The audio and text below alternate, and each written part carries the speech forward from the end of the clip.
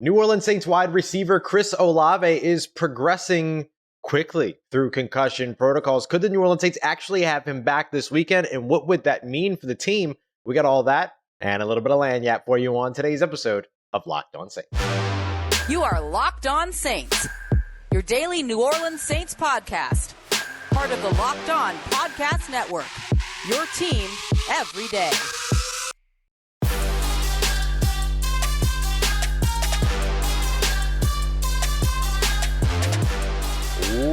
What is good, Who Dat Nation and Who Dat family? Welcome into another episode of Locked On Saints, your daily podcast covering your favorite team, the New Orleans Saints, part of the Locked On Podcast Network, your team every day. Thanks so much, as always, making Locked On Saints your first listen of the day every day.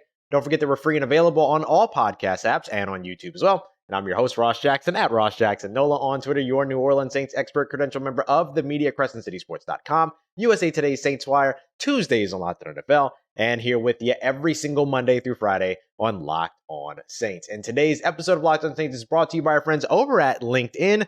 LinkedIn Jobs helps you find the candidates that you want to talk to faster. Post your job for free at linkedin.com/LockedOnNFL. On today's episode, we've got beignets and parlays as we do every Friday, getting you ready with the betting outlook on this New Orleans Saints and Cincinnati Bengals matchup. We'll also get you the game plan on how the New Orleans Saints can beat the Cincinnati Bengals. But before we get to that, one big key component to a win this weekend would be being able to produce over on the offensive side and have a diverse offensive attack, which would mean one that can attack in terms of all the different ways that the New Orleans Saints attacked in their run game last week, right? There's diversity and variety within the run game without it necessarily having to be run versus pass. But you could certainly use a little bit of production in the passing game as well, as Cincinnati Bengals bring a lot of firepower to the the Caesar Superdome, with Joe Burrow, Jamar Chase, T. Higgins, Tyler Boyd, Joe Mixon, so on and so forth. We'll see if T. Higgins plays. He's probably going to be a game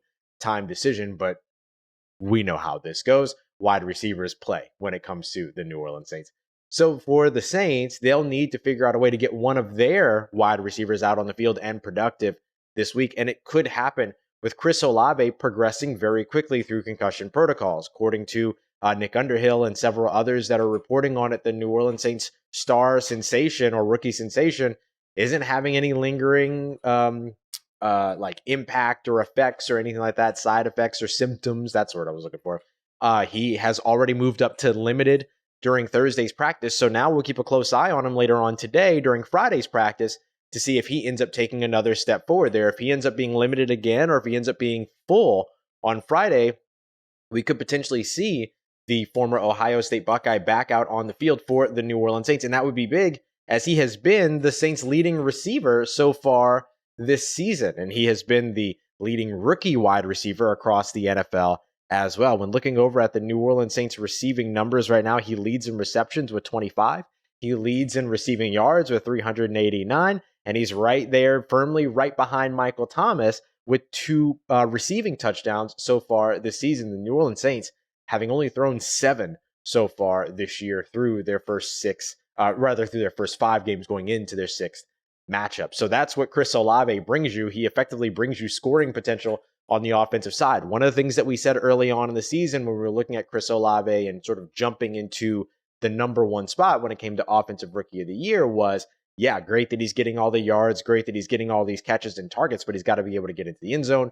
We've seen that now with his first touchdown just a couple weeks ago, then got his second touchdown just this past week against the Seattle Seahawks on the play that we thought was going to potentially knock him out for at least a game because of, concussion protocols. And I assumed how sensitive the NFL was going to be around those concussion protocols after everything that happened with Tua Tagovailoa earlier on in the season. But it looks like Chris Olave is doing well.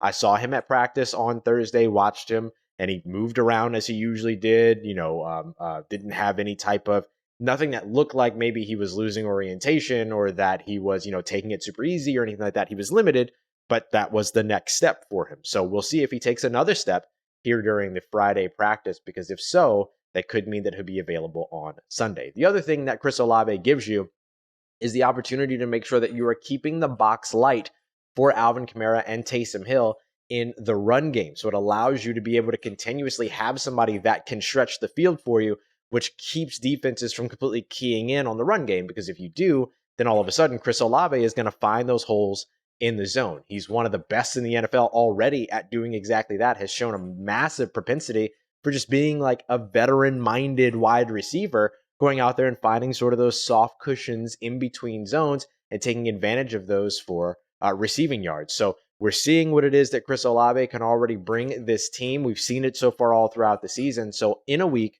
where it doesn't look like Michael Thomas is going to be ready, we'll see. The jury's out so far when it comes to Jarvis Landry, but considering his non-participation in practice thus far, it's reasonable to assume that he is at least a long shot to play this weekend. So you want a guy like Chris Olave out there. Otherwise, you're back to your 2021 wide receiving core -1 because you don't have Deontay Hardy this week either. We'll talk about sort of the impact of not having Deontay Hardy a little bit later when we get to our game plan to beat the Cincinnati Bengals, which we'll jump to here in just a second. But the Cincinnati Bengals are going to bring a lot of firepower. Having Chris Olave on the field certainly helped the New Orleans Saints match some of that firepower as well.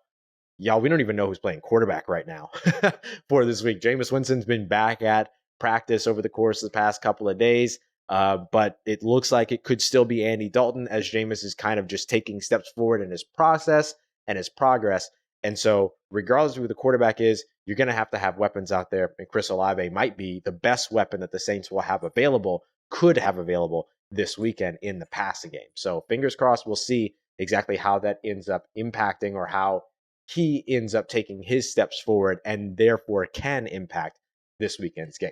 We're going to build out that game plan to beat the Cincinnati Bengals here in just a moment as we continue on with today's episode of Locked On Saints. Before we get to that, though, I want to tell you about our friends over at LinkedIn. We absolutely love LinkedIn over here, and I use LinkedIn all the time. It's always been something that I use whenever I was looking for jobs. It could be something that I end up using in the future when it comes to posting jobs. I know we use it here at Locked On all the time to post the jobs that we're always hiring for and things like that. And it's awesome. It's super easy to do it. Just end up posting the job. You can also do like screening questions and stuff like that to make sure that you're kind of filtering out and picking the most qualified candidates to make sure you're speaking to the ones that you actually want to speak to.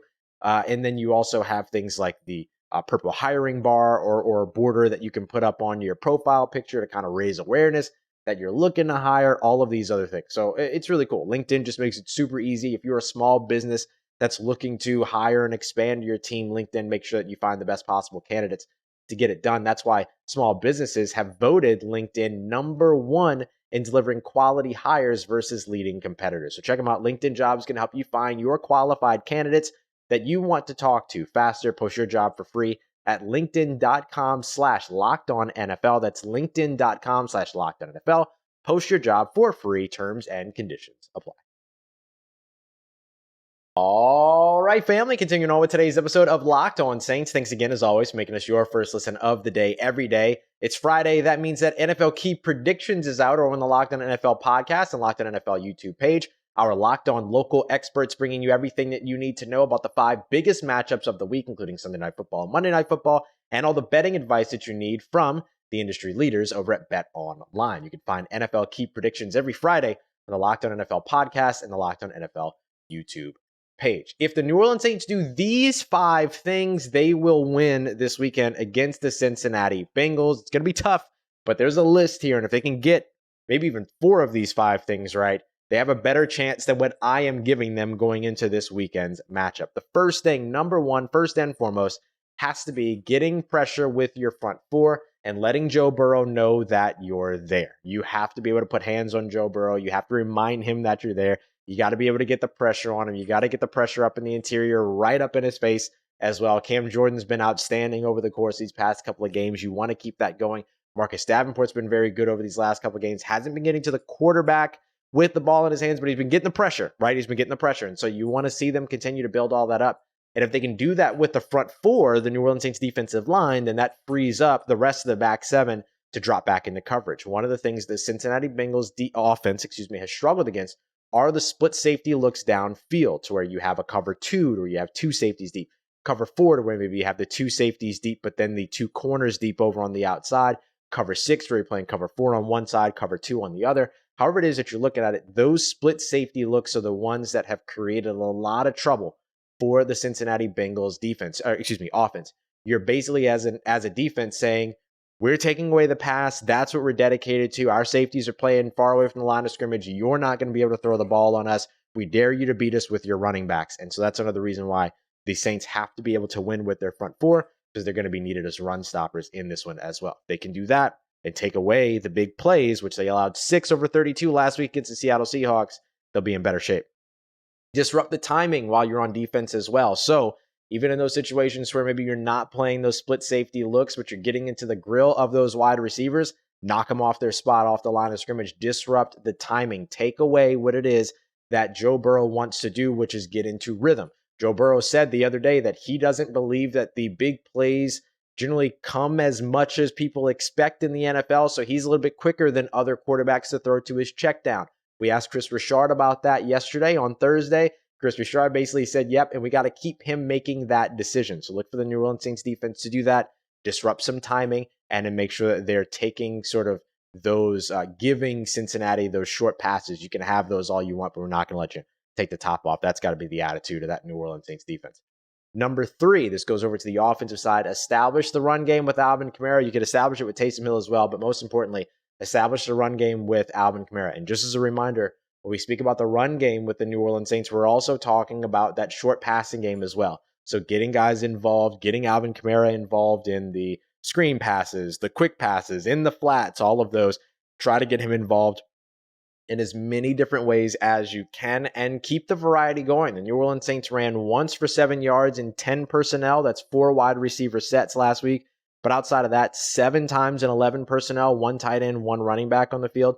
10 times for 51 yards in 12 personnel, 1 running back and 2 tight ends, and 5 times for 28 yards with 1 running back and 3 tight ends on the field, including times to where the Saints were actually out there with 7 offensive linemen, bringing in both Lewis Kidd and Landon Young as jumbo tight ends. So keep mixing up the variety, the diversity out of all those sets that you're running out of as well, so that you can keep that Cincinnati Bengals defense guessing.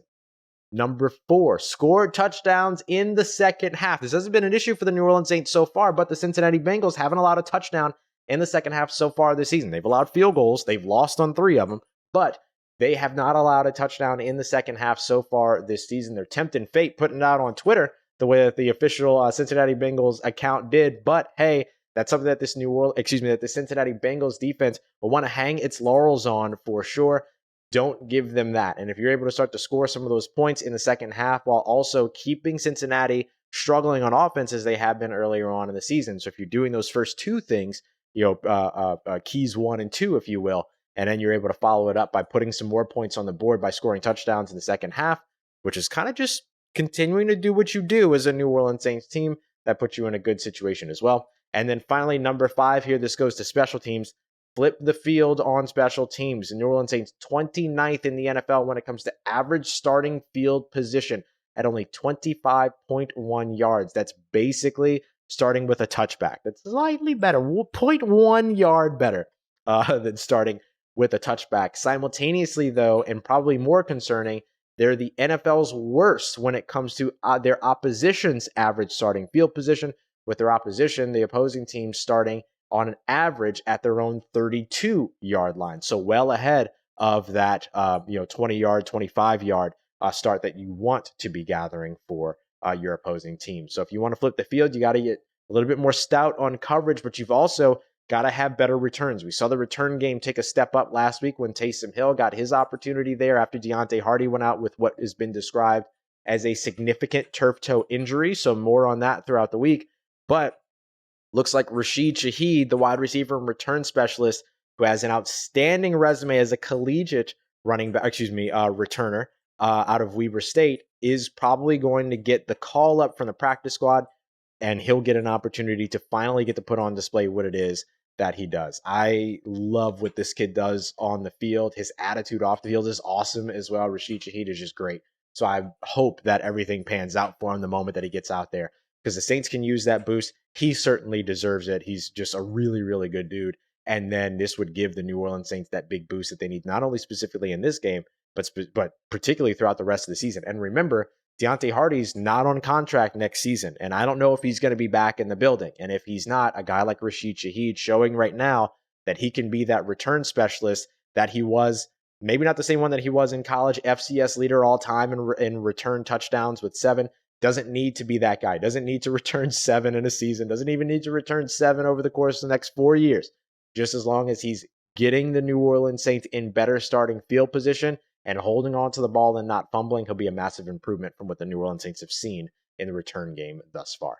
Coming up next, we're going to take a look at beignets and parlays, while the money line might be the way to go if you're looking at the New Orleans Saints getting the upset here as home dogs, and how have they performed historically as home dogs over the course of their last 10. We'll break all of that down and continue as we wrap up today's episode of Locked On Saints. Before we get to that, I have the great pleasure of telling you also about our friends over at BetOnline, who are going to be sponsoring our next segment as well. BetOnline's got more odds, lines, and props than ever before. News, scores, podcasts, whatever it is that you're looking for, they've got you covered. So whether you're looking at the odds for the New Orleans Saints game, maybe you're taking a look at the Braves and Phillies tonight, whatever it is that you're looking for, they've got you covered with odds. So you can look at game spread, things like that. But you've also got props. How many hits? What's the going to be, who hits the first home run? What's the first score in this Cincinnati Bengals and New Orleans Saints game? Will it be a Bengals touchdown? Will it be a Saints field goal? All of those things. So there's a ton of stuff that you can check out. That's just the NFL and the MLB. There's also NBA, college basketball on the way, college football this weekend. The NHL is going on. So there's a whole bunch, especially here in the month of October, the greatest sports month of the calendar year. So make sure you go and check them out. The greatest betting site you're going to find as well to match the great month of October over at BetOnline, where the game starts. Let's get it. Who Dat Nation, wrapping up today's episode of Locked On Saints with everything you need to know from the betting angle of this New Orleans Saints and Cincinnati Bengals game. It's beignets and parlays brought to you by BetOnline. They got more odds, lines, and props than ever before. BetOnline, where the game starts. The New Orleans Saints are home dogs in this one. The Cincinnati Bengals favored by 2.5 points. So the Saints are 2.5 point underdogs. If they were to win that one, the odds on that, if you took the New Orleans Saints to cover, is minus 110. But if you take them to win outright, it's minus 122. So it's a very slim line in terms of that 2-point deficit. So if they won, let's say 26-24, then you're in a good, or if they lost 26-24, then you would still cover, but you don't end up getting anything on them for a win in that case. So the money line wouldn't work for you. But if you think the Saints are going to win anyway, and if you think they're going to cover this, then you're probably expecting them to win anyway, then maybe the money line is the way to go. Cash out $122 on that $100 bet as opposed to like around $90-something on the $100 bet on the line. So there's a couple different ways that you can look at it. There's also the over-under here for the New Orleans Saints at 43. The Saints have in the past not hit the over on these games, but they do when they win. So it kind of depends upon how you feel about what the player-to-player matchup is going to be, the individual matchups. Can the Saints defensive line beat that Cincinnati Bengals offensive line that has struggled for what feels like centuries? And so, you're kind of looking at those things to maybe help you determine if you think, hey, this is going to be a high-scoring game that the Saints can win, or if you think the Saints are going to win and that means that the score stays lower, then maybe you don't take the over, right? Maybe you go with the under, or maybe you just stay away from the over-under on this one, which I wouldn't blame you from doing at all. The bottom line, though, looking over the course of the Saints' last 10 games in which they were the home dogs, right? So this goes back to 2017, but it's just the last 10 games because you're talking about a bunch of different quarterbacks during that time, all of that. So keep all of that in mind. But the Saints are 3-7 over their last 10 in which they have been home dogs with a spread of 2.5 or more. So when they're the 3 wins that they have, the home opener last year against the Green Bay Packers, the 38-3 victory, that was a more than 2.5 point spread in favor of Green Bay. The Halloween game last year against the Tampa Bay Buccaneers, week 7, the one in which Jameis Winston ended up being done for the season, that 36-27 win, the Saints won that one. And then back in 2019, a 12-10 very close win over the Dallas Cowboys at home. So they've only they've only won in their 3 times out of those 10 games in which they have been favored underdogs since 2017. They've only covered in one of those 7 losses, which happened actually 2 weeks ago. That was the home game in London. So again, a little bit kind of unique because you have the Jacksonville home game, you have the London home game, all in these numbers as well. But that 25-28 loss against the Minnesota Vikings covered the 4-point spread. That's the only instance since 2017 in which the Saints have lost while being home dogs, have 2.5 or more, and still covered. So if you think they're going to lose, you're probably not picking them to cover based on the odds here. So the bottom line, Saints tend to lose straight up 70% of the time in these situations when they are home dogs of 2.5 or more, and they only cover about 40% of the time. And in losses, they only covered once. So if you take them not to cover, you're probably, or excuse me, if you take them to lose, you're probably taking them not to cover. And obviously, if you're taking them to win, you're automatically taking them to cover. So that's just simply going to be the way that it's going to go. So that's just looking at right now for the New Orleans Saints and what's ahead for them in terms of the betting angles this weekend. So we'll wrap up with some final thoughts here before we completely sign off for the weekend. Although I might do an extra episode depending upon what the practice participation report looks like on Friday. We'll see. The thing that I kind of want to highlight to kind of wrap all of this up is the Saints defensive line versus the Cincinnati Bengals offensive line. For me, we kind of broke down like if the Saints did these 5 things, they'll win. But to me, the most important, it's why it was number 1, was can the New Orleans Saints defensive line beat that Cincinnati Bengals offensive line? So you're keeping an eye on one particular matchup, Cam Jordan, Lael Collins. That's a big one that you're going to be watching. Lael Collins has had some ups and downs throughout his career. He's another one of those LSU players that's returning this weekend. He had some up and down times in Dallas, a lot more up than down, but more recently, a lot more up and down.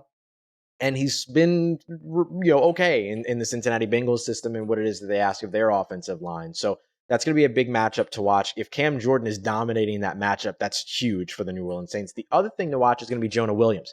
It seems that they're confident that Jonah Williams, the starting left tackle for the Cincinnati Bengals, is going to play this weekend, while T. Higgins, the wide receiver, is day-to-day. They seem to be a little bit more confident about the left tackle here.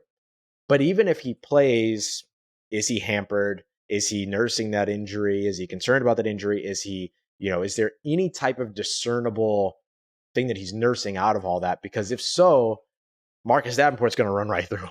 So that's going to be a big piece to watch, as well as what the Saints do on the interior. I think Malcolm Roach gave them a really nice boost last week. It was a welcome boost as well. David Onyemata has been, great in the run game. He hasn't been super present as a pass rusher. Shai Tuttle's been a little bit more present, but has, had quite a few penalties thrown his way already so far this season. Not all of them, not all of them, I would say, were very good calls. But you know how it goes. So for the Saints, that defensive line versus the Cincinnati offensive line matchup is going to be a big one to watch. And that, to me, is the kind of number 1 key for this team in order to get a win this weekend. You have to upset Joe Burrow. You have to throw off the timing. You have to upset the timing. You have to fluster him a little bit. You have to get after him. But you have to get to him is the thing. He's so good under pressure. If the pressure is not getting to him, he just picks it all apart. So you don't want to do it with blitzing. You're going to want to do it by getting pressure with that front four. So I just wanted to reiterate sort of the importance, as well as the specific matchups of Jonah Williams versus Marcus Davenport, and then Cam Jordan versus Lael Collins is the big things to watch.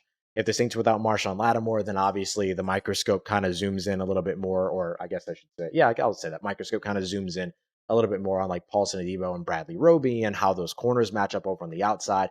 And you're hoping that Marcus May is there on the defensive side to help you play more of those split safety zones more effectively than what you saw last week, to eliminate some of the big plays that the Cincinnati Bengals offense is capable of. They're second from the bottom of the NFL when it comes to explosive plays so far in total, combining rushing and passing plays, but still, they have that potential and you need to take it away. And taking it away with pressure by the defensive line is a lot more successful than hoping that you're going to be able to take it away with a hampered secondary. Okay. We will see y'all with the postcast, if not before, live soon after media availability and everything wraps up with this game. Don't forget to answer the question of the day in the comments or via Twitter at Ross Jackson Nola. What is your score prediction for this game between the Cincinnati Bengals and the New Orleans Saints? Remember, the Saints are minus 2.5 point underdogs in this one. So let me know what your score predictions are. And you get it right, if somebody nails it, we'll give you a quick shout out here on the show. So I appreciate you so much, as always, for making Locked On Saints your first listen of the day every day.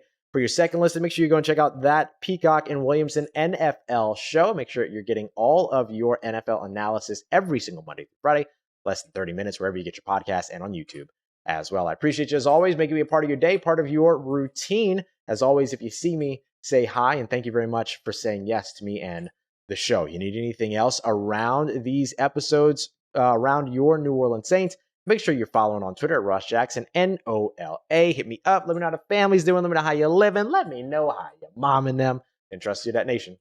I'll holla at you.